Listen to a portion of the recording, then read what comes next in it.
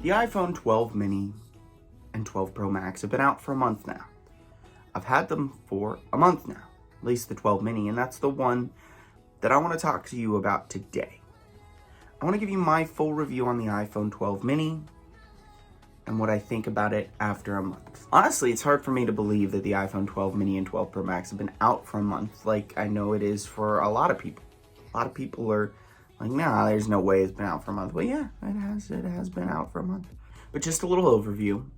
It has Apple's A14 processor, which is made on a 5 nanometer process, 4 gigabytes of RAM, whereas the iPhone 12 Pro series has 6.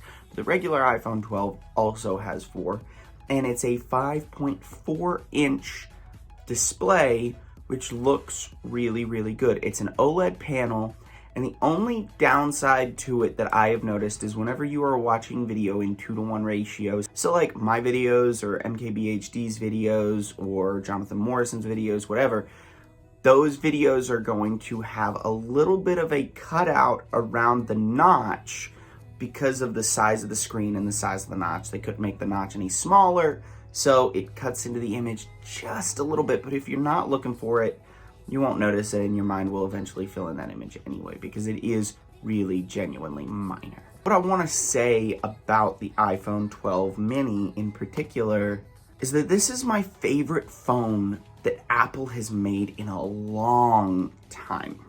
And not just because of nostalgia, but because of quality. It may be the cheapest model that Apple has come out with this year for the iPhone 12 series. The iPhone SE 2020 is actually the cheapest phone that Apple has come out with this year. But the iPhone 12 mini is not a cheap phone. What I like to call the iPhone 12 mini is a compact premium phone. It's not a budget phone. It's not meant to be a budget phone. Apple could have released this phone at $1,000 and it still would have had people buy it because they crave a smaller phone.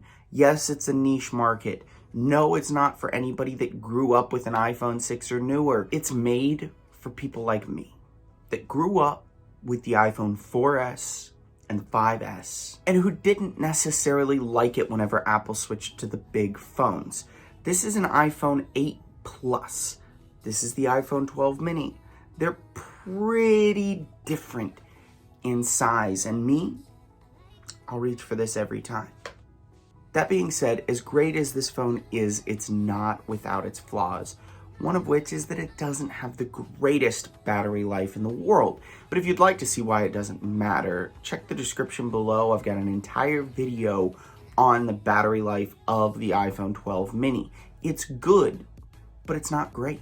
It's not the best battery life in the world. It gets me through a day barely. I play a little bit of video games, but not a ton.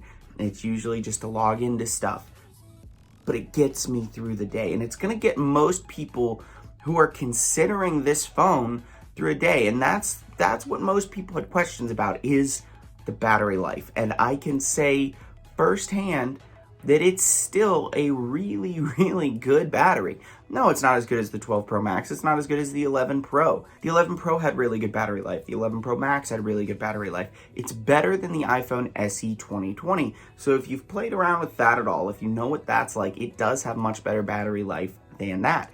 And it's not bad battery life. It really isn't. And the other thing that a lot of people have questions about is the camera.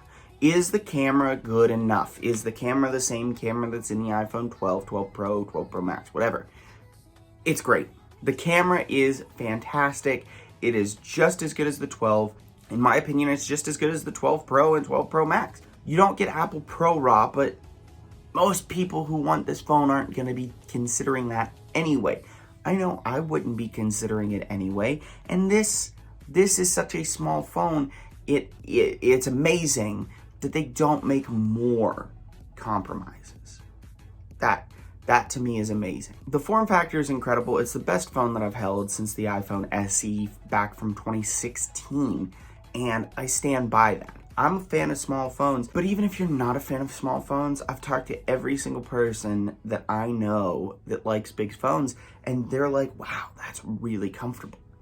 even though they choose not to get it, they continue to get their big phones because they love the screen size, they still respect how compact and comfortable it is. And with the Apple MagSafe wallet, it makes it even more comfortable for me because of the way that it just feels in the hand. If you'd like to know more about the Apple MagSafe wallet, I'll leave it in the description below as well, whatever. If you'd like to subscribe to the channel, go for it. I won't argue with you on that. But no, the compact form factor is something to admire.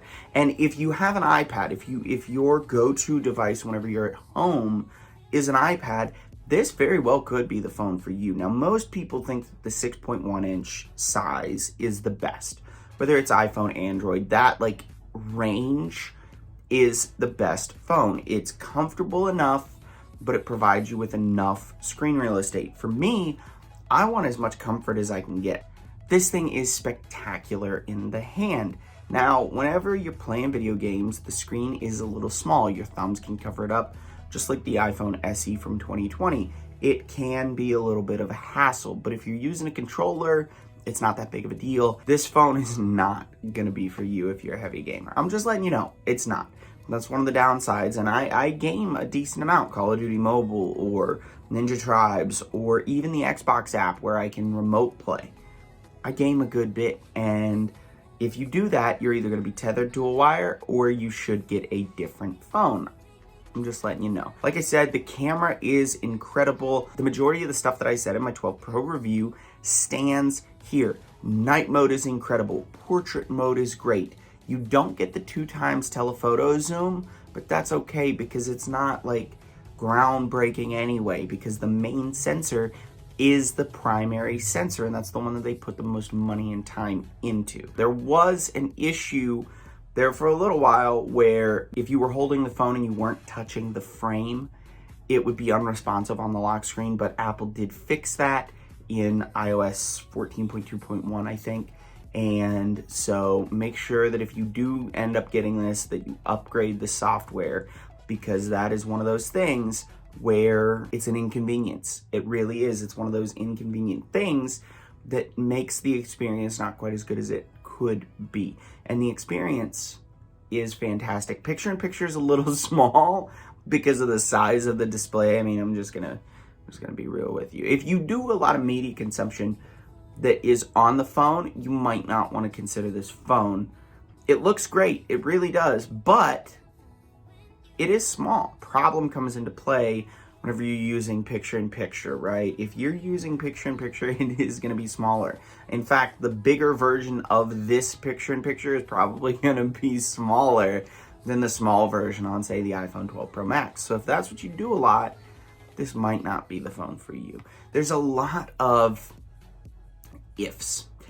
If you do this, get this phone. If you do that, don't get this phone. I am so happy that Apple finally bit the bullet and made a smaller phone that the average consumer can use. I don't think that they're gonna regret it. The sales, I think, are probably gonna be very, very strong long term. And I think that they have hit it out of the park with this phone. I really, really do. Make premium phones small again. Anyway, guys, that's it for this one. If I missed anything, let me know in the comments below. I try to get back to people within a day. A lot of times it's faster than that whenever I get notifications of it. So if I missed anything, if you need to know anything, I will get back to you. I will answer that question for you. I make it a point to get back to every single person that I possibly can.